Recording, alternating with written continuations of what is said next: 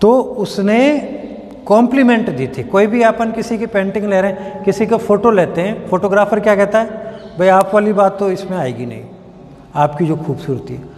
अब जो royal families के लोग हैं वो ध्यान नहीं देते कॉम्प्लीमेंट पे, लेकिन जो अपने जैसे हैं वो खुश हो जाते हैं, अरे वाह thank you thank you thank you. ये थैंक यू है ना, रॉयल फैमिली में अगर थैंक यू कह दिया तो आदमी पसंद नहीं करेगा कि भाई इस छोटे मोटे आदमी को क्या थैंक यू कहना है, वो तो कहेगा ही, तारीफ़ तो करेगा ही। तो जो और कई लोग छोटे मोटे भी होते हैं लेकिन रहते रॉयल फैमिली की तरह हैं, वो भी थैंक यू नहीं देते, वो भी सीरियस हो जाते हैं और वो फोटोग्राफर चुप हो जाता है, भी गलत कह दिया है क्या, जो भी है। Such stuff was courtesy. Duke कह रहा है कि ऐसी बातें कर्टसी में कहते हैं लोग और कहना चाहिए भी, ये कर्टसी थी। She thought and caused enough for calling up that spot of Joy. और इस कर्टसी में ही इस डचेस के गाल पे ललाई आ गई, शर्मा गई हैं, और ये शर्माहट इसकी पेंटिंग में, पोर्ट्रेट में आ गई। She had a heart, how shall I say, too soon made glad, too easily impressed. उसका जो दिल था ना, कोई भी तारीफ कर दो, कोई कुछ कह दो, वो खुश हो जाती थी, इम्प्रेस हो जाती थी। ये कह रहा है हाँ, कैसे कहूँ मैं, मतलब मैं कह भी नहीं सकता। आसानी से किसी से खुश हो जाना। हाँ, आसानी से खुश हो जाना, थैंक यू कह देना।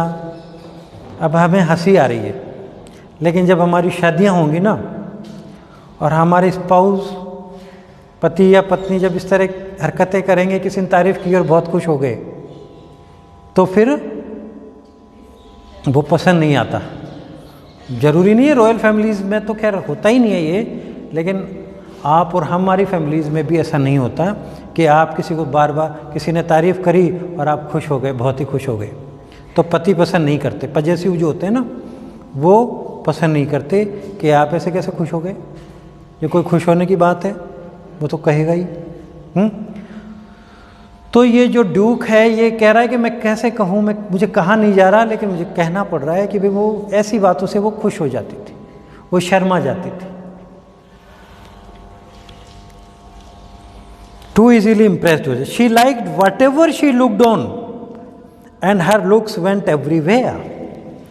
कोई भी चीज़ को वो देखती, उसको खुश हो जाती, पसंद। जैसे कोई फूल देखा गुलाब का, खुश हो गई हैं।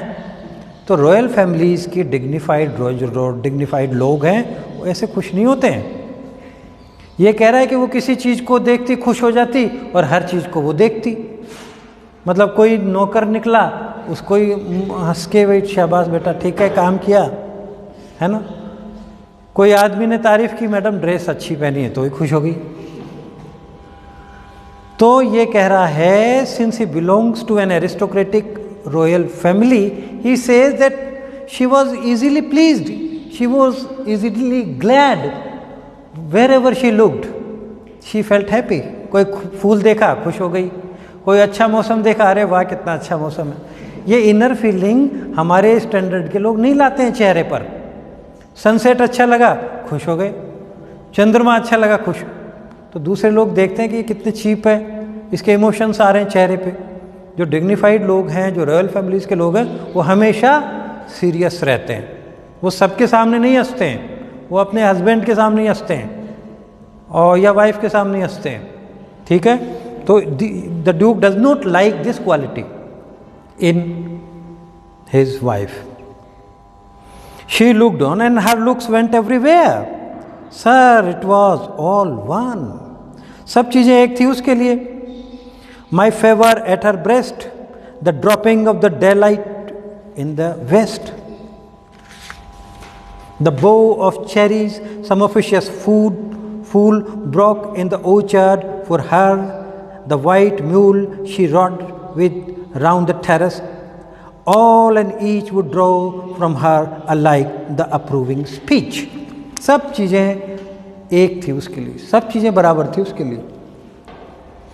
उसके ब्रेस्ट पे जो नेकलेस लग रहा है पेंटिंग में, ये लाखों का है, ये मैंने दिया है, मैंने दिया मतलब लाखों का है। मेरी कितनी पीढ़ियाँ रॉयल फैमिलीज़ में है, मान लो साहब 10-20 पीढ़ीज़ है। उस इंसान ने नेकलेस दिया है लाखों का, उसमें भी उतने ही खुश है। और किसी ने गुलाब का फूल दे दिया, मैडम आपके लिए फूल लाया हूँ, उसमें भी उतने ही खुश, ओ थैंक यू थैंक यू, और मुझे भी वही 3 बार थैंक यू। और वो टेरेस में घोड़े पे टहलती है तो भी उतना ही खुश। Sir it was all one, सब एक थी उसके लिए। My favour at her breast, जो ज्वेलरी जो नेकलेस पहन रखा है ब्रेस्ट पे जो लगा हुआ है वो। The dropping of the daylight in the west, west में सनसेट हो जाए तो उसको देख के भी वही खिलखिलाना आ रहा है, मज़ा आ गया, क्या खूबसूरत। और मेरा हार और उसको सनसेट बराबर कर दिया उसने। ये जो चाइल्डिशनेस, ये बचपना था उसमें, उसने मुझे बहुत डिसअपॉइंट किया। The bough of cherry some officious fool broke in the orchard for her. वो राजमहल में टहल रही है बाग में, और किसी माली ने जो है वो तोड़ दी, वो चेरी की कोई एक कली ले जाके मैडम को दी।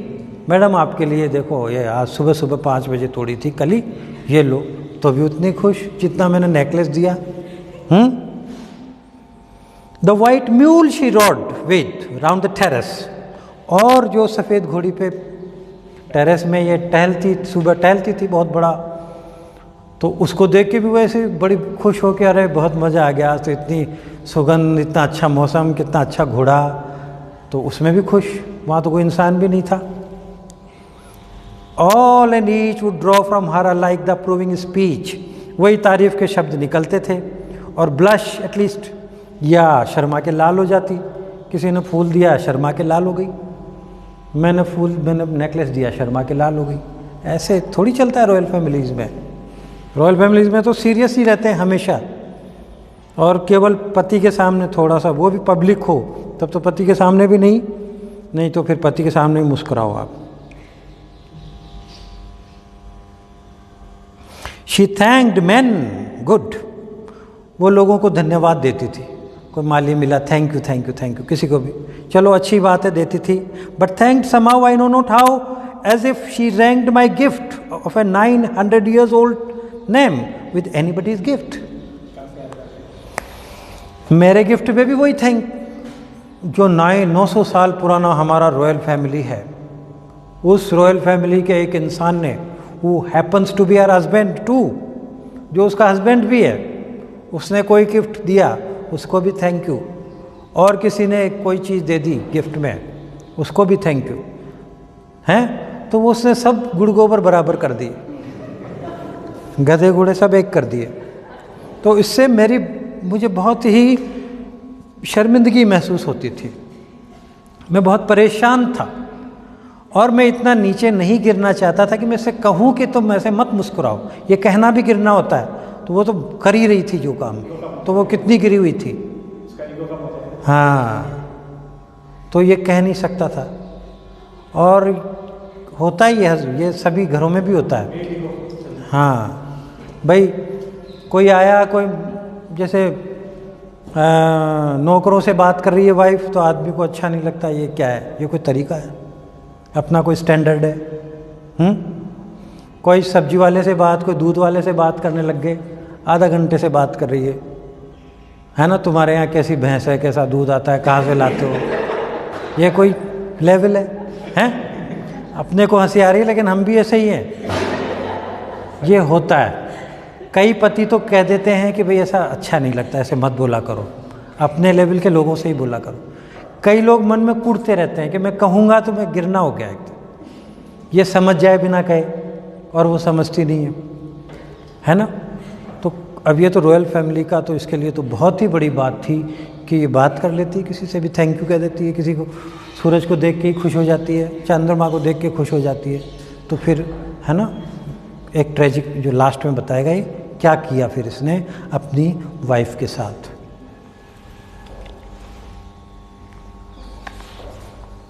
Should we complete this poem today? और शुड वी कंटिन्यू, मतलब स्टॉप? Okay, continue.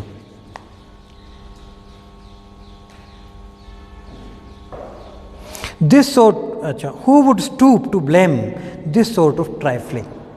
अब इस तरह की जो हरकतें हैं ना, ट्राइफलिंग यानी गिरी हुई हरकतें, वो ब्लेम के लिए कौन झुके इतना नीचे, कौन कहे, who will point it out, ये कौन पॉइंट आउट करे? मेरा लेवल का आदमी इससे कहे कि तुम थोड़ा चेंज करो, तो वो तो बहुत बड़ी बात हो गई, है ना? Who would stoop. Even had you skill in speech which I have not to make your will quite clear to such an one.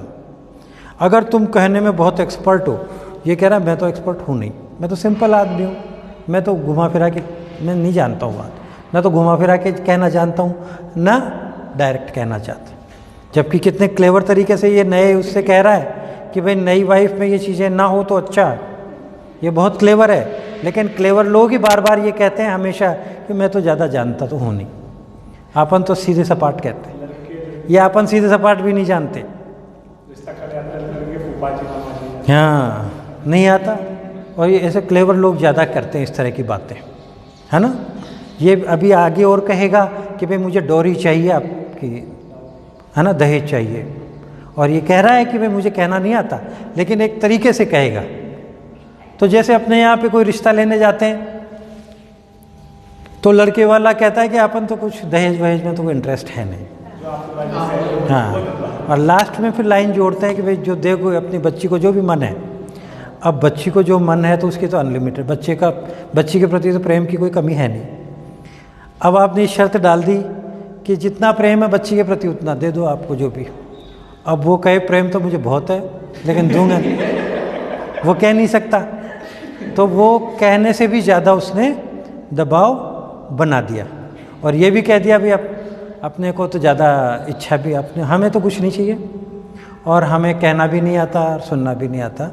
जैसा भी जितना भी आप प्रेम करते हो उतना दे दो बच्ची को. इस ये मनोवैज्ञानिक तरीके हैं जो कि सदियों से लोग डालते आए हैं.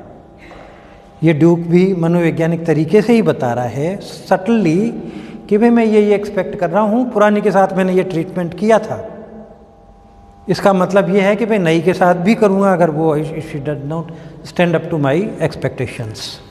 ठीक है ना?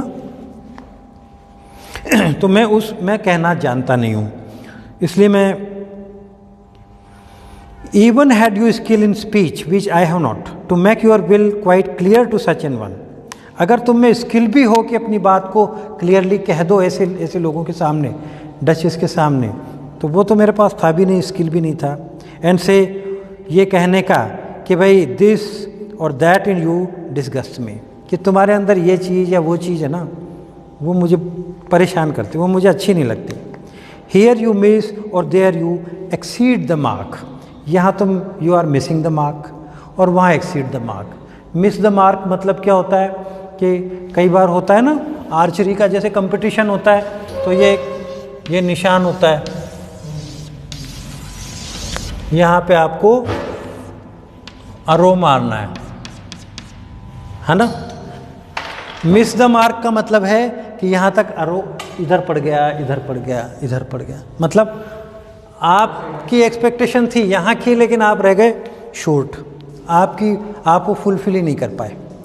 तो here you miss the mark, यानी यहाँ जैसा मैं उम्मीद कर रहा था वैसा नहीं कर पाए. और there you exceed the mark, और दूसरी जगह आप ऐसे उम्मीद कर रहे थे थोड़े कम रहने की और आप ज़्यादा ही एक्साइटमेंट में ऐसा यही पहुँचा दिया आपने, है ना. तो यहाँ कई जगह तो ये कह रहा है कि भाई मैं ये नहीं पॉइंट आउट कर सकता था कि भाई यहाँ तो मैं ज़्यादा उम्मीद कर रहा था. जैसे रॉयल फैमिली के दूसरे लोग हैं और वहाँ आप सीरियस खड़े हो, तो वहाँ तो मिसिंग द मार्क तक आप पहुँच ही नहीं रहे. आपसे उम्मीद थी कि थोड़े अपने जैसे लोगों के सामने तो ढंग से बोलो, है ना, थोड़ा हंसो. यहाँ तो मिस द मार्क. और कोई छोटे आदमी के सामने आप बहुत हंस खुश के बोल रहे हो, वहाँ एक्सीड द मार्क, यानी वहाँ ज़्यादा ही बढ़ चढ़ के बोल रहे हो. तो ये चीज़, ये कला है ना मेरे अंदर है नहीं. And if she let herself be lessoned so, और अगर वो मान भी ले आपकी बात तो भी अब इतना नीचे गिरे कौन, बताए कौन? Not plainly set her wits to ears for sooth and made excuse. Even then, यानी if she let herself be listened, so not plainly set her wits to ears for sooth and made excuse. अगर वो आपके बातों के हिसाब से अपने को ढाल भी ले, बहाने भी नहीं बताएं, तो भी मैं कैसे पॉइंट आउट करूं? Even then would be some stooping.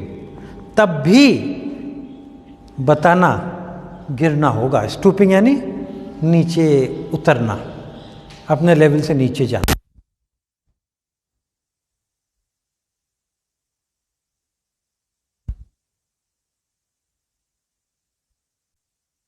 कि उसको बता दूं कि भाई तुम यहाँ ऐसे बिहेव किया करो, वहाँ ऐसे भी। I am not that type of person.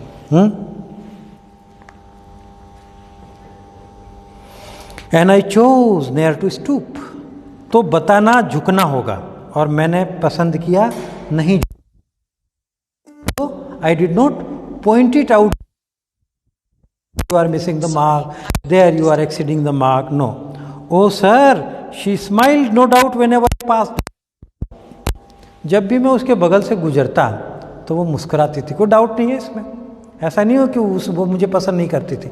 She smiled Whenever I passed that. लेकिन कौन उसके पास से निकला जब वो नहीं मुस्कुराई? वो तो सभी के सामने मुस्कुराई, तो फिर मेरी तो वैल्यू ही खत्म। अगर मेरे ही सामने मुस्कुराती और सबके सामने सीरियस रहती, तब तो मुझे गर्व होता, तब तो मुझे लगता कि ये मेरी है, तब तो मुझे लगता कि ये मुझसे प्रेम करती। लेकिन वो तो सभी के सामने इक्वली मुस्कुरा रही है, तो फिर तो बात खत्म हो गई। दिस ग्रू, और ये बढ़ता गया। यानी who passed without much the same smile. कौन निकला उसके पास से उसी स्माइल के उसको मिली। दिस ग्रू, और ये बढ़ता रहा। ये नहीं है कि वो मेरे साथ रह के सीख गई हो, तो मैंने उसको कहा नहीं ये बात, तो ये बढ़ता गया। फिर वो और भी छोटे लोगों के सामने मुस्कुराने लगी, रसोइये के सामने ही वो नमस्ते करके यार वो मुस्कुरा गए, ठीक है नमस्ते। ये ऐसे नहीं चलता है, ये बढ़ता गया। मतलब छोटे छोटे लोगों के सामने, कोई मान लो छोटा सा प्यारा सा कोई बिल्ली है, उसको देख के हाथ फेर के मुस्कुरा रही है, तो है ना, ये बढ़ता गया उसका।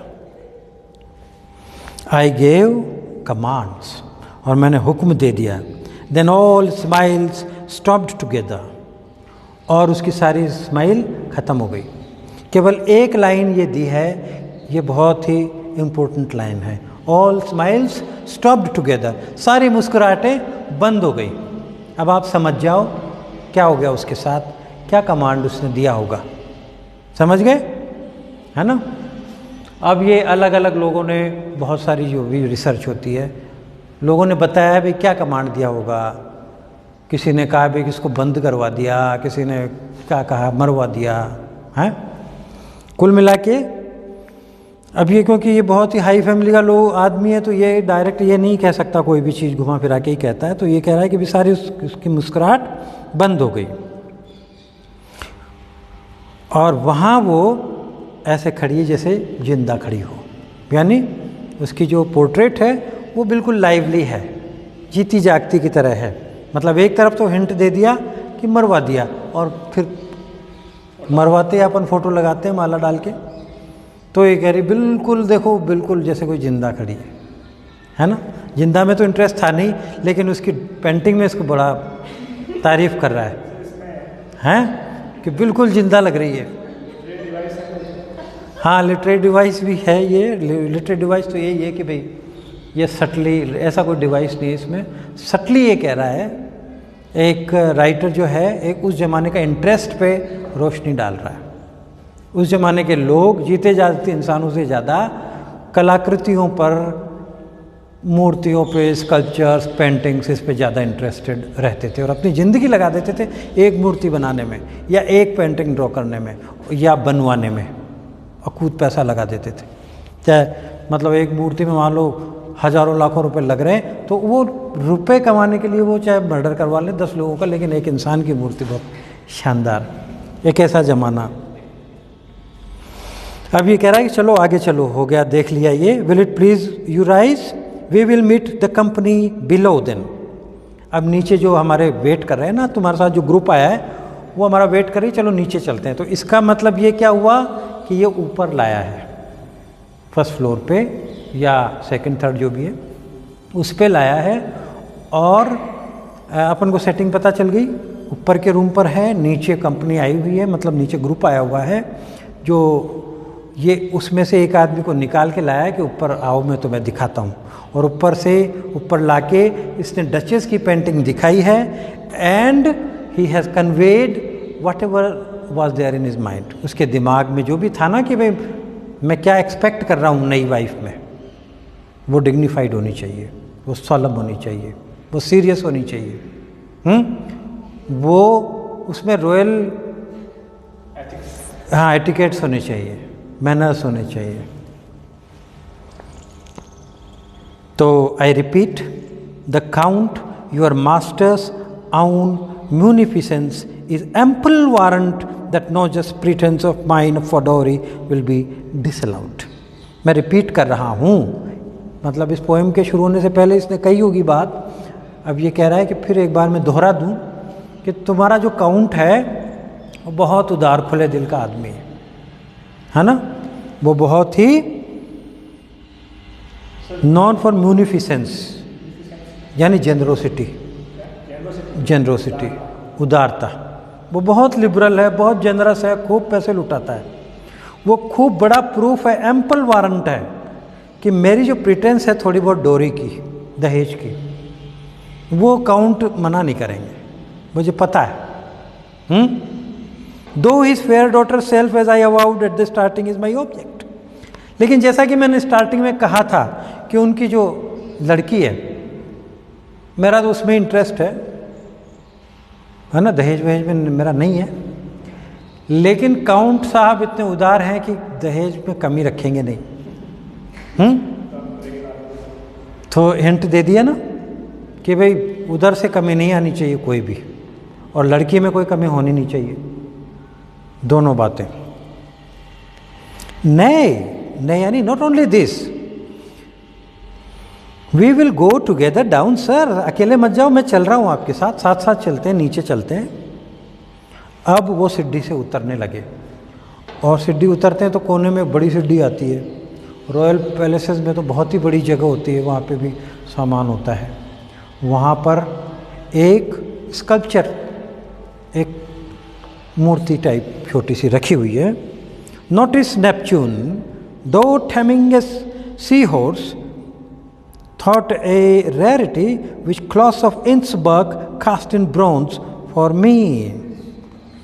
अब वो नीचे उतर रहा है, एनवॉय तो उसको रोक कर ही कह रहा है, देखो अभी रुको, ये देखो क्या कलाकारी है, ये देखो स्कल्पचर है, नेपच्यून, गॉड ऑफ नेपच्यून, मतलब समुद्र का देवता। क्या पावरफुल मतलब बॉडी है। वो जो यूरोपियन स्कल्पचर्स ज़माने के तुम देखोगे नहीं तो इस पर देख लो इमेजेस गूगल पे, बहुत पावरफुल मसल्स भी उनकी, एक एक मसल्स और है ना नसें भी उभरी हुई दिखती हैं। वो क्या है, मूर्ति बनाने से पहले ह्यूमन एनाटॉमी की भी स्टडी करते थे और तब वो बनाते थे। तो उसमें नेपच्यून की एक स्टैचू है और वो सी हॉर्स को कंट्रोल कर रहा है, बहुत पावरफुल होता है सी हॉर्स, उसको कंट्रोल कर रहा है।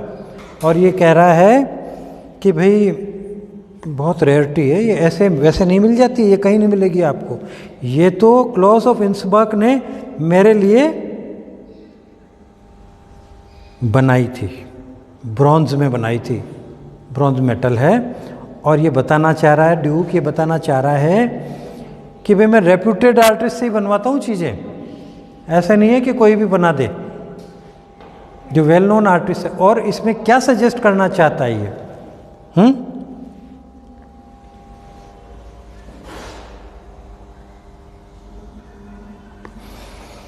नेपच्यून एक अनरूली वाइल्ड सी हॉर्स को कंट्रोल कर रहा है गॉड, और उसकी स्टैचू मैंने एक बहुत खास आर्टिस्ट से बनवाई ब्रॉन्ज में। इसमें ड्यूक ये बताना चाह रहा है कि मैं जो अनरूली चीज़ें हैं ना, अनकंट्रोलेबल, जैसे पुरानी वाइफ थी या लोग में सब कंट्रोल कर सकता हूँ मैं? तुम्हारा काउंट वाउंट जो भी है ना, हाँ, सी हॉर्स, नहीं, हाँ, इस तरह की कोई पावरफुल, और बहुत तरह की, बहुत सारी, ये तो नेपच्यून की होगी। तो ये कह रहा है कि जैसे ये हॉर्स को कंट्रोल कर रहा है, सी हॉर्स को, वैसे तो मैं रिक्वेस्ट कर रहा हूँ कि तुम्हारा काउंट देगा पैसे, लेकिन रिक्वेस्ट ना समझे तो ये जो कंट्रोल कर रहा है ना, मैं भी कंट्रोल करना जानता हूँ, परिस्थितियों को भी जानता हूँ, हाँ, इस तरह के, और लोगों को भी कंट्रोल करना जानता हूँ, है ना। तो उसने मेरे लिए ये बनाई थी, और ये शानदार जो चीज़ है, अब इसने एक तो ये बता दिया कि मैं आर्टिस्टिक चीज़ें पसंद करता हूँ, दूसरा ये बता दिया कि ख़ास आर्टिस्ट से ही बनवाता हूँ मैं चीज़ें, ऐसे वैसे से नहीं बनवाता हूँ, और तीसरी ये कि मैं परिस्थितियों को कंट्रोल करना भी जानता हूँ, मैं परिस्थितियों का शिकार नहीं हूँ, है ना। ऐसी बहुत सारी चीज़ें, और चीज़ें तो इसने इंडिकेट करी थी कि मैं दहेज भी चाहता हूँ, लड़की भी अच्छी होनी चाहिए, और पुरानी के साथ मैंने क्या किया है, उसमें क्या कमी थी जो नई में नहीं होनी चाहिए, ये सारी चीज़ें। तो वो पजेसिव है, वो ग्रीडी है, वो आर्टिस्टिक है, ये सारी चीज़ें तुम्हारे क्वेश्चन आ सकता है कि ड्यूक की कैरेक्टराइजेशन, और या डचेस का भी आ सकता है कि उसके बारे में लिखो, तो इसमें बता ही रखा है, और ड्यूक के बारे में बता ही रखा है ना, ड्यूक के बारे में हमें समझना है, ये सारी चीज़ें, प्लस मोनोलॉग क्या है ना, duchess to my last duchess as a monologue, my last duchess as a monologue, ये क्वेश्चन बन सकता है, ये 2-3 क्वेश्चन हैं। हाँ, मोनोलॉग क्या होता है ये बताना है, और ये मोनोलॉग क्यों है ना, हाँ, तो उसके बारे में हमें क्या पता लग रहा है। ओके।